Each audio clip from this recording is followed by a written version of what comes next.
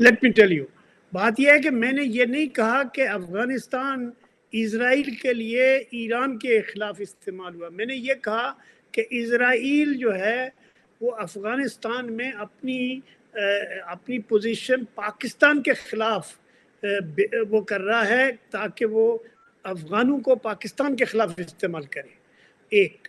اور دوسرا جو ہے وہ اسرائیل اور انڈیا دونوں کا جو نیکسس بن رہا ہے وہ طالبان رجیم کے ساتھ بن رہا ہے. ابھی انہوں نے $45 ملین ان کو دیے ہیں، اور میرا یہ گمان ہے کہ یہ اسی پالیسی کا حصہ ہے جو نیتن یاہو اور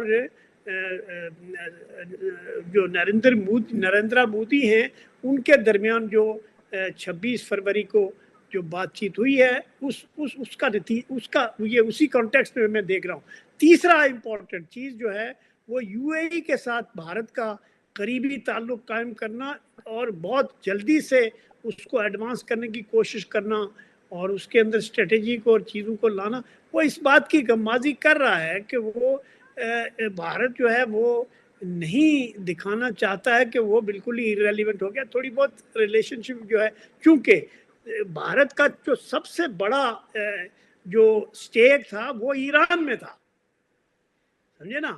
اور ایران نے بھارت کی کشمیر کے معاملے میں بھی بہت حد تک جا کے مدد کی تھی ایک زمانے میں، اور بھارت کو بہت ہی مطلب بہت ہائی مقام دیا تھا.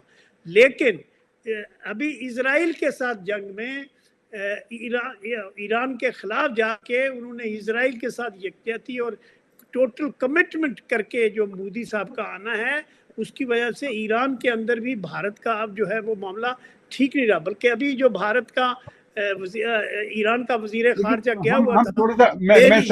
میں سوال کی طرف آ جاؤں. میں افغانستان کا ایشو ڈسکس کر رہا ہوں. بھارت تو خیر ہے ہی، ظاہر ہے کہ وہ تو اس کی پالیسی تو ایکسپوز ہو چکی ہے. حسن حبیب صاحب آپ بتا دیجئے کہ آپ کو لگتا ہے کہ ہم یہ دیکھتے ہیں کہ طالبان کی حکومت نے پوری ایران وار کے دوران ایک دفعہ بھی اسرائیل کی مذمت نہیں کی، لیکن اس کے باوجود جیسا کہ میں نے کہا کہ میں نے خبر پڑھی، ایرانی حکومت شکریہ ادا کر رہی ہے کہ آپ نے اپنی سرزمین ہمارے خلاف استعمال نہیں ہونے دی. تو کیا سمجھتے ہیں آپ کہ یہ اس سے کیا نتیجہ اخذ کیا جائے؟